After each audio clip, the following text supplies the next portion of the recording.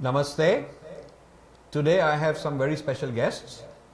To my right is Nikunj Trivedi, the chairman of Hindu Students Council.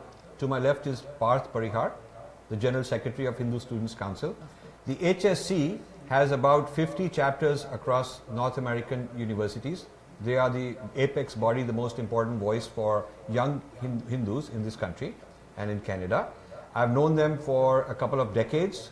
I have been aligned with them for a long time. We do a lot of projects together. Nikunj in particular, we've gone back for a couple of decades now. Exactly. So today we are going to discuss the CNN documentary, which many Hindus find insulting, which is supposed to be on Hinduism and Varanasi, but turns out to be all kinds of other things, hidden agendas. So what we decided is, HSC has selected 4 or 5 clips out of this. We will show you each clip followed by some discussion in order that you know what we are talking about, and by the end of this interaction with the CNN documentary you will have a good idea of what the whole issue is about. So I request let's put on the first clip.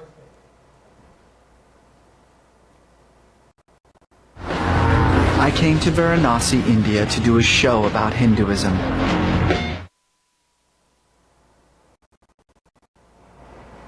Okay.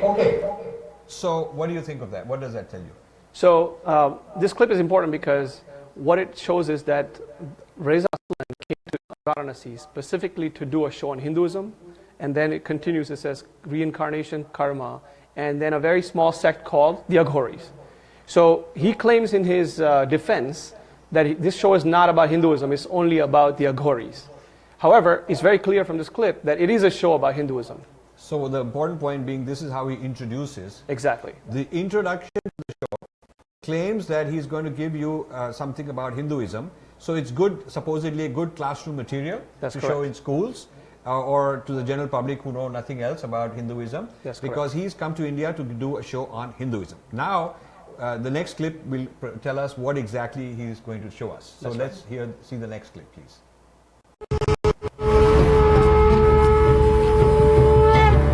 In Hinduism, there is a religiously defined social construct that essentially categorizes everyone in Indian society. This is called the caste system. But there is a sect of Hinduism called the Aghori, which, while technically 500 years old, is now trying to upend the caste system embedded in Hindu spirituality. In doing so, they are challenging the very fabric of Indian society.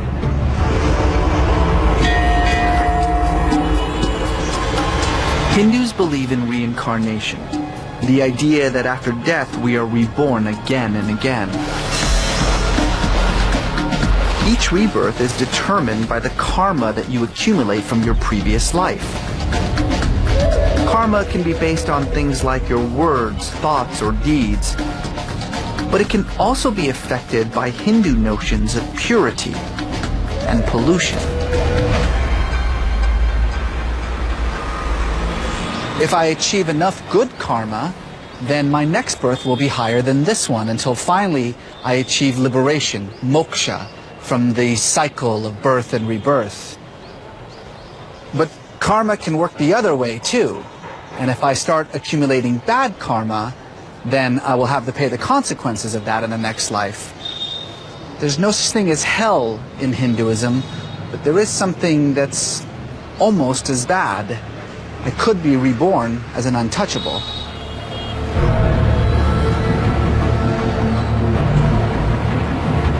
The untouchables, also known as the Dalit, occupy the lowest level in India's caste system.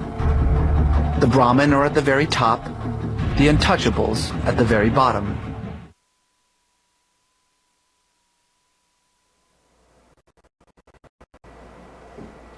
Okay, so what do you think of that? So again, first we talked about that this is not a show of Hinduism, which we showed that it is actually a show of Hinduism. And then he goes into this idea that he also defends that caste system is religiously sanctioned. it's actually what Hinduism really is. And then the next 30 seconds to a minute, he still goes into the definition of karma, he goes into reincarnation. However, all of that is looked through only one lens, the lens of the caste system. So as if karma boils down to a simple philosophy that because of karma, you're in caste. Karma's metaphysical or other types of deep philosophical thoughts are not even brought up. Same thing with reincarnation. He goes into reincarnation saying, well, it's only as it applies to caste. So everything that he's talking about is caste, caste, and caste only.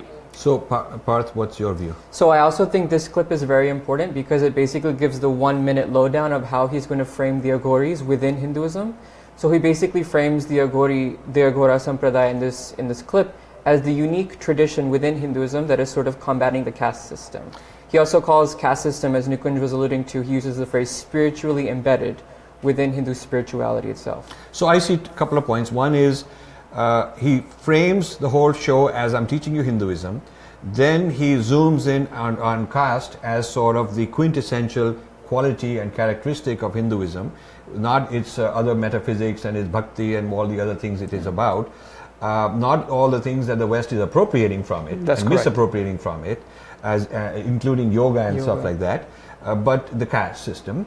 And then he zooms in further and frames the Aghoris as people who are fighting the caste system. So Hinduism is bad because of untouchability. Aghoras are the voice that are going to fight it. So now we, the Christians, the Judeo-Christian, the Westerners, the secularists, have a choice between this horrible Hinduism and the Aghoris. So let's get to know more about the Aghoris. That's sort exactly of how he's framing it. Exactly. So, okay, so let's watch the next clip, please. In India, it's good to be a Brahmin. They are at the top of the caste system, the closest to liberation, living what could be their final life on earth.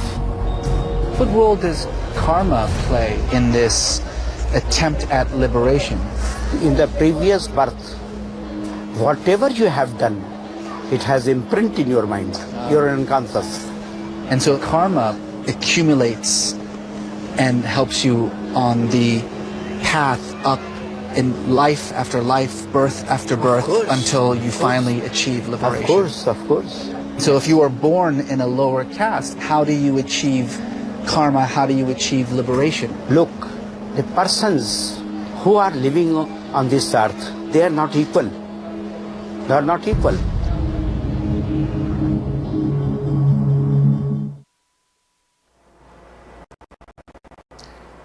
Okay, so what do you think of that? So the beginning of this clip is particularly problematic. He says that Brahmins are the ones who are sort of closest to liberation, closest to moksha. And within the Hindu tradition, of course, we know that moksha is available to everyone regardless of their birth. I think the end of the clip is also particularly problematic because he cuts off the sadhu when he's saying not everyone is equal. We don't know what he was going to say after that. Equality has a lot of different parameters. You could be saying, we don't all have the same abilities in life. We don't all have the same qualities. And not everybody is equal in the United States. I mean, Yes. I'm not able to do what Donald Trump can do. Exactly. Correct. So, Yeah, no, so from the equality perspective, this is an excellent point that Parth brings up, because now what you're saying is, first, he talked about the caste system, how it's part of the Hindu tradition or Hinduism, right? That's what caste system is. Then now he's getting a religiously sanctioned voice. So he's bringing in a Swamiji that says, well, not everyone is equal, and he cuts him off to corroborate what he earlier said, that look, this is sanctioned by Hinduism. Here's a Swamiji who's sitting here and actually sanctioning, saying not everyone is equal.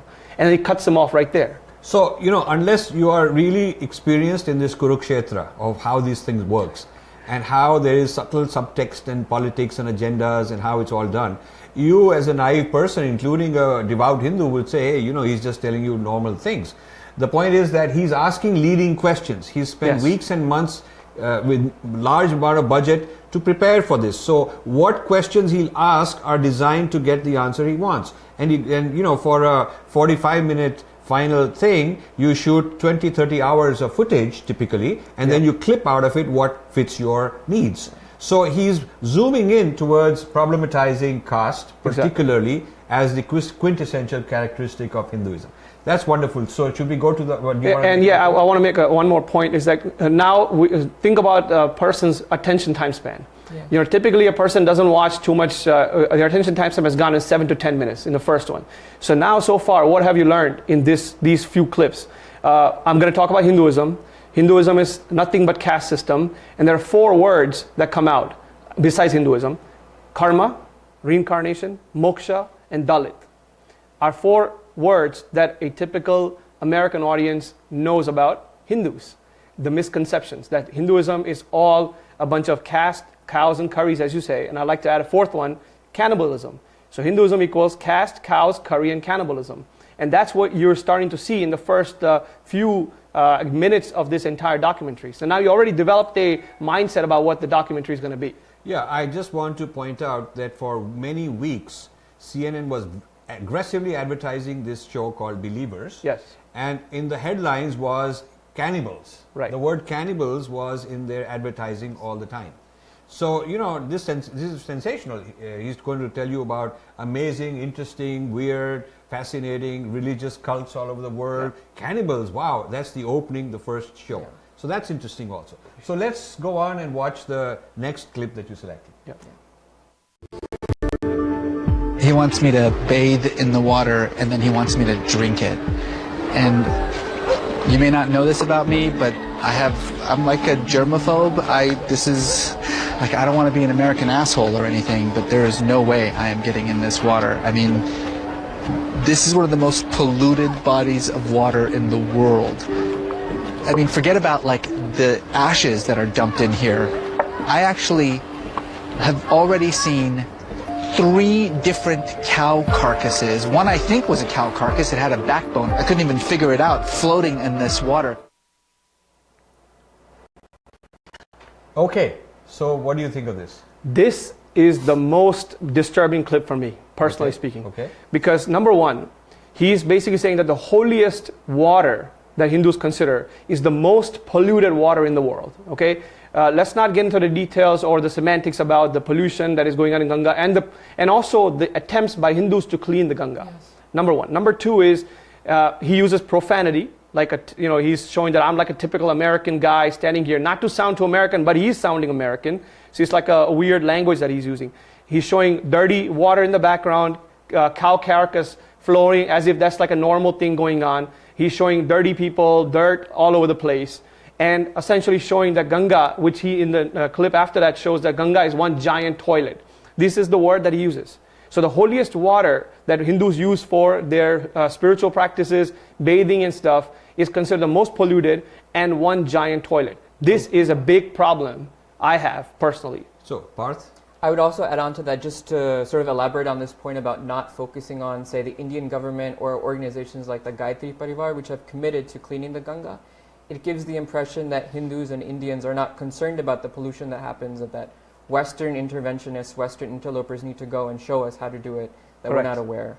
And so not only okay, one is who's solving the problem and cleaning the Ganga issue, but I would also point out that the Ganga throughout its history, for a very long history, descriptions of the Ganga by native people, by foreign visitors, Chinese, all kinds of visitors, has been of a very pristine, beautiful river. Yes. And the pollution is a product of modern industrial society. So you could also attack modernity and the influence of westernization, a lopsided westernization. So you could say, rather than traditional Hinduism, on the one hand you are attacking tradition like caste. That's right. On the other hand you are attacking modernity, but without calling it modernity, which is the pollution, pollution is not a traditional Hindu thing. No. So this whole business of industrial pollution and urbanization, which has nothing to do with Hinduism, is also being blamed on Hinduism. I think that's an important point to make. Bottom line is everything that comes here that's dirty is all Hinduism. Well, what our problems are Hindus, but we cannot call yoga Hindu. Yeah, exactly. We cannot call that because that belongs to all of us. All of us, exactly. We cannot call the meditation revolution Hindu. We're going to call it neuroscience or Christian-centric prayer and all that stuff. But whatever we don't like, we're going to label it, brand it as Hindu. Everything that's dirty becomes Hindu. Yeah. Everything that's oppressive becomes Hindu. That's what we have seen so far in the clips. He could have shown the beautiful ghats, which are very well photographed in the world. If you do a search on Varanasi Ghats, you'll find beautiful pictures taken by millions of photographers out there. But this guy decides to focus on some garbage bags, some dirty kids, swimming, or some dirty carcasses flowing. I mean, as if that's like the normal thing that you see, essentially. Excellent. Right. So let's move on to the next clip, please. He's been He's not polite with me, and he knows. Oh my goodness.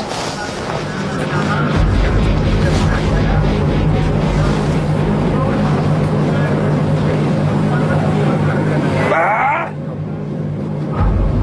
Oh my goodness.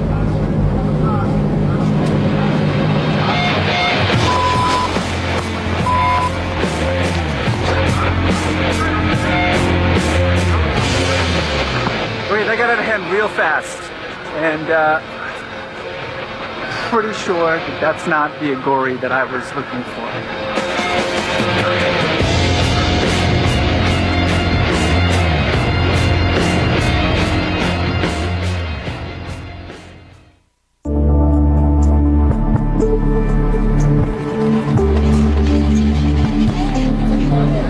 Definitely feel like I've taken a wrong turn this episode.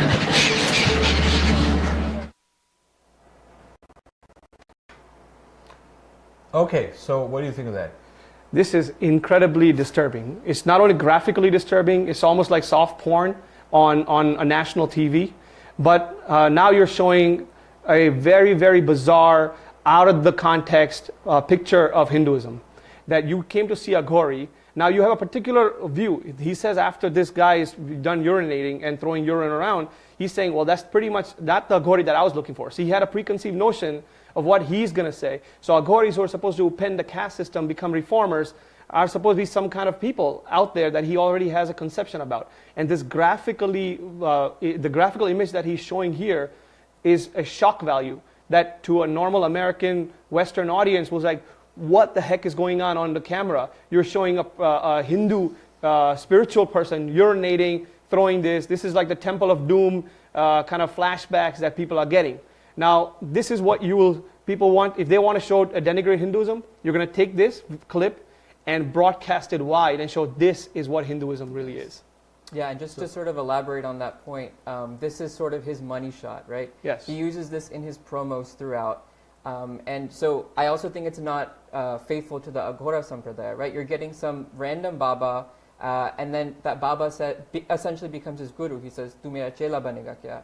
on the beach. So this is sort of the distortion also of the Guru Shishya Parampara that we have within Hinduism that's sort of shown through this clip. Yeah, so Rajiv, let me ask you a question, Rajivji. Do we have more clips or be Yeah, we have another clip, so maybe we'll talk about that afterwards. Yeah, yeah. So I think that this is kind of a pretty ridiculous thing to show because, you know, without the context, I mean, it would be different if we had a show not on Hinduism, if we didn't introduce it like that. Right, If we said the strangest, weirdest cults and organizations around the world and showed some Christian people doing weird things and lots of weird things happening. Of course. And some Muslim people and Buddhist people. I mean, you could go around, and it has nothing to do with religion. You could find such people who are non-religious, who have nothing to do with their faith. If he had fit this in as one of many in that context, it would be a different matter. But he frames the whole thing right in the beginning that he's going to go to India, he's gone to India, and he's going to tell us about Hinduism. Exactly. So this is his framing of Hinduism, and hence suitable material, CNN sanctioned, to be shown in schools all over the United States. That's correct. That is the game that concerns us. Yep. So let's see the final clip, please.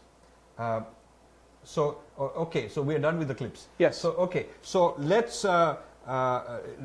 What are your general views, and what do you think people are saying about this? So I'll give you some personal background. My first introduction to the United States was when I came here when I was 15 years old. I went to an English class, and for entertainment, they were showing Indiana Jones and the Temple of Doom. There's a girl sitting in front of me. Right when the scene of monkey brains comes, she turns around and she goes, "Do you eat monkey brains for lunch today?" And I was like, "What are you talking about?" And it didn't register to me. But since then, every single morning when that girl ran into me, her name was Jennifer, I still remember it very clearly. She would ask me every morning, "Did you have monkey brains for breakfast today?" Then this continued on. So this is like a sort of bullying. I mean, I was strong enough to avoid that, but I'm sure many, many students, youth, whether you're in high school, whether you're in college, face this type of nonsense. And I have a 6-year-old daughter. I don't want someone to ask her in the morning, "Hey, did you drink your milk out of the skull today?"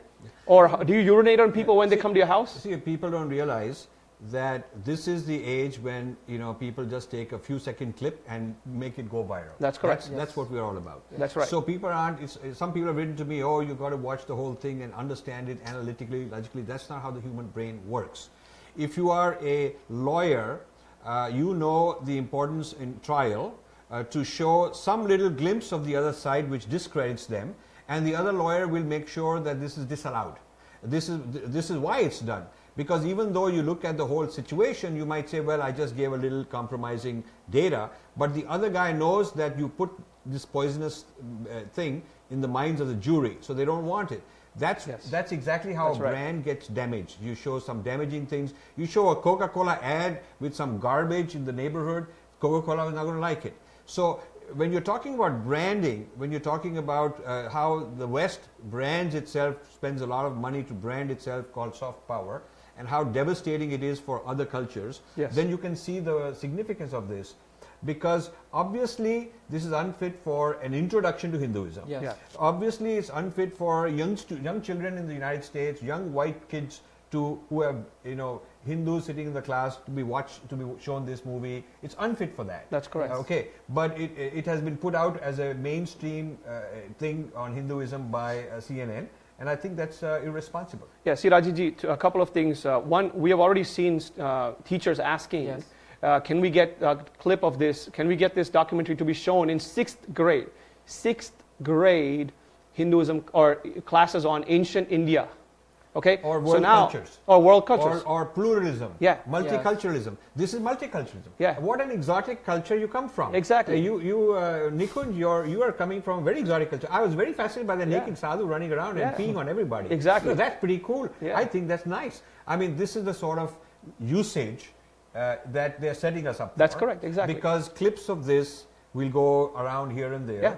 And if you want to bully a Hindu, this is a good material for you to do that. That's correct. Your bullying of Hindus also not just happening in schools, but also outside. You may lead to racist attacks. It may lead to homophobic or Hinduphobic attacks, saying, look at this this brown guy sitting there, look at his ancestors. They're peeing on people, dirty people, get out of the country. That kind of a attitude starts to develop amongst people. Already we have people saying, leave my country. That's correct. We are civilized, you are uncivilized. Yep. This sort of is putting oil on fire. Yeah, this is a typical, the whole idea of white man's burden, that the natives are uncivilized, dirty people. Whether you're from Africa or you're from India or anywhere else, Latin America, you're an uncivilized native, and it's my responsibility to show how uncivilized you are. And then now it's my responsibility to reform you by either converting you, by feeding you all kinds of Western stuff, anything that goes to destroy your culture and your tradition. Yeah, we saw the day this documentary came out, a man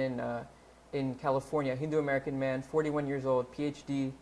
He had a PhD. He was verbally attacked in a parking lot, and he sought help from the police, and he was unable to get it. So we've seen these attacks happening increasingly over this past week, past 2 weeks, and so for a documentary like this to come out at such a sensitive time is really shocking. And the strange thing is, towards the end, he sort of does his cover your ass thing, like saying, oh, this is not typical Hinduism. This is like I framed you in court. I put all kinds of stuff on you. And then just to cover myself, say, oh, this is not all there is about Nikunj. He's also a nice guy. But he never elaborates on what is nice about Hinduism throughout this documentary. Exactly. 29 minutes, approximately, out of 41 minutes are spent on these horrible things that caste, weird cannibalism, weird practices, dirty giant toilet Ganga. 29 out of 41 minutes. Now, if I was, and I'm not a lawyer, I'm not an academic or anything, but if I was just a regular person, if I'm watching 29 minutes out of a 41-minute documentary, that's a lot of garbage that I'm watching. And then for the last 5-10 minutes, you're telling me good things, and you don't even talk about the solid good things, just generally that now I will drink some water out of Ganga, now I feel a little bit better, everybody should be happy, this is how the world is supposed to work, blah, blah, blah nonsense after you just pummeled my entire tradition and culture out there. So, I don't think the redemption for CNN is asking them to ban it because they've already shown it. Right. I think the redemption is they should now give an equal amount of funding to a Hindu to do a depiction on Islam. What is a Hindu's experience, historical experience for 1200 years since the invasion of Islam, invasion of India by Islam, and what all has happened, what all atrocities have happened. Look at a Hindu lens. Yep. I mean, they should allow that. And CNN would never allow that because this is the Fareed Zakaria's CNN influence. You know, the CNN has become exceedingly pro-Islamic, you know, and this is part of that. And it's supposed to be some leftist, liberal, you know, neutral kind of a news channel, and in many ways it is. But these kinds of things put in doubt their credentials as a truly neutral organization. And that's really unfortunate because, you know, people like us are kind of the liberal, not from a leftist mindset, but liberal, meaning Hinduism itself advocates a lot of thoughts that are very liberating, thoughts that are very worldly. And you know, being like students and being young professionals, we are also like, you know, we don't have any problems with anybody in the world. Just let us live, just respect our culture, we'll respect who you are. But when you start to see this, then you start to feel very disturbed, because I used to watch CNN a lot. I used to be on the website. That's how I used to get my news from. Right. That's what a lot of young people get their news from. And when you start showing stuff like this, it just shows that this tradition that people are coming from is horrible. I wish they had gotten a proper scholar of Hinduism. I mean, the person who did this, Reza Aslan, is a professor of creative writing. He's not a professor of religion. He's very creative. I mean, he's very creative. He wrote a book on Jesus. He was a Muslim who became Christian, then he again back became to Muslim. He's a member of the American Academy of Religion. There's plenty of scholars of Hinduism who are specialists in Hinduism, who are accountable for what they say. The CNN could have hired somebody else to do this, to do a better job. Not only that, Rajiv ji, okay, they hired Reza Aslan because maybe he looks good, he talks nicely, okay. However, you should be interviewing people who are Hindu scholars. Having one small professor from Banaras Hindu University or some small Swamiji, there are tons of high-profile, well-respected Swamijis, spiritual leaders, teachers, gurus in India that you could go to. In Kashi itself, in Varanasi itself, you can go to and say, tell me a little bit more about the tradition. There are 23,000 temples in there, you know, very famous in Varanasi alone. Yes. And famous people like Tulsidas, Kabir, Meera, Sushruta, who's a surgeon, Gautam Buddha. All of these people have come. Guru Nanak, the founder of Sikhism, went there. Shankaracharya established the Shaivite tradition in Kashi himself. There's huge amount. Huensang from China visited and described this place as a beautiful place with a lot of religious activity, a lot of scholars going there. Where is all that material? You know, why not talk about those things? Why not talk about the influence of Ganga in the entire Indian population? And you know, the thing I worry about is, I wonder, what was CNN's motive? What were they trying to do? If they were trying to explain Hinduism, they failed. Yes. If they were trying to show the world is one and there are many beautiful places in the world and we should appreciate them and have mutual respect, they failed. Yes. If they were trying to create hatred, prejudice, suspicion towards your Hindu neighbor, then that is what probably the most likely thing that went on here, which is unfortunate. I want to say the following.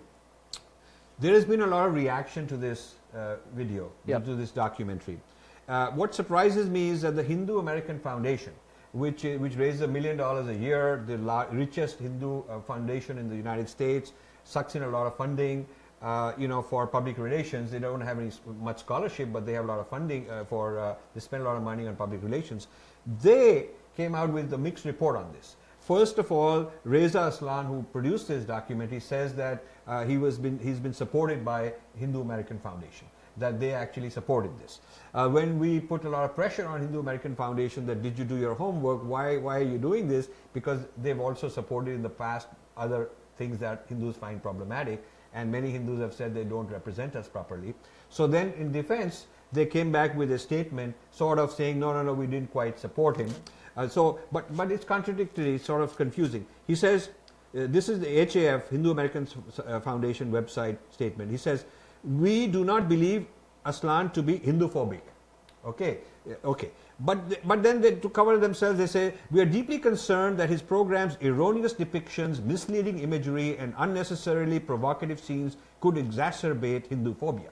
Well, if what he's doing is misleading and imagery, erroneous and all of that stuff, provocative, then he's Hinduphobic. Exactly. Okay, and then he says, they also go on to say, what he's showing very much feels like an insult to Hinduism, So I don't understand why they're sucking up to him. I mean, are they trying to cover themselves both ways? Maybe there's a grant from CNS coming. Yeah. Maybe there's an academic kind of an affinity that they are trying to always suck up to lots of people because the PR mentality is to suck up to everybody rather than take a strong principled stand. So I really don't understand where HAF is coming from. Then they say it recognizes, it's almost like an apology, that the media thrives on being sensationalist and provocative. So the very goal of this type of infotainment is to shock rather than educate. It's almost like they're saying like, you know, this is sort of okay because this is how media is supposed to. It's normalizing. It's Right. normalizing the Yes. media. What do you think of this? Well, first of all, if this information is not Hinduphobia, then what is? I don't know what the definition of Hinduphobia then is. The guy says Ganga is one giant toilet. Okay, he's showing a Baba urinating. You know, he's showing people eating brains, parts of the brain. That's not Hinduphobia, then what else can it be Hinduphobia? And it doesn't matter which organization is trying to cover their rear ends. Whoever's trying to do that, they should be held accountable. Because if you think that this is not Hinduphobic, then you're not really defending or protecting Hindus. So no matter who you are calling yourself the forefront organization that is voicing their displeasure for Hindus or standing up for Hindus. You're not, because you're not defending Hinduphobia itself. And you're saying this is really not Hinduphobia. This is xenophobia to the highest degree for Hindus. So your comment, final comments, and then we'll close. So I just want to say that not only were the depictions within this documentary extremely problematic, as Nikunj, yourself, and I have brought out, but there were also, you know, blatant falsehoods spread about Hinduism as it relates to the caste system.